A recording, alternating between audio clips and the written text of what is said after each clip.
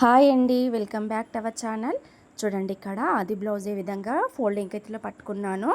అదే విధంగా పట్టుకొని డబుల్ ఫోల్డింగ్ మీద మార్కింగ్ పెట్టుకోవాలి.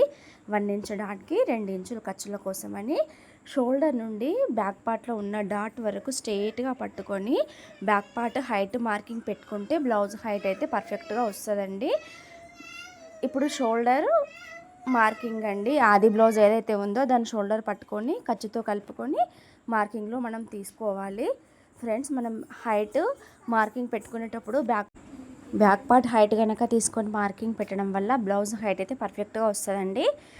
బ్యాక్ పార్ట్ పరుచుకొని ఫ్రంట్ పార్ట్ మార్కింగ్ పెట్టుకోవాలండి, అప్పుడు పర్ఫెక్ట్గా వస్తాయి బ్యాక్ అండ్ ఫ్రంట్ పార్ట్స్ అనేవి.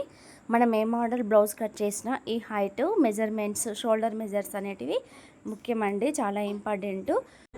ఈ వీడియో కనుక మీకు నచ్చినట్లయితే ఒక లైక్ చేసి సబ్స్క్రైబ్ చేయండి.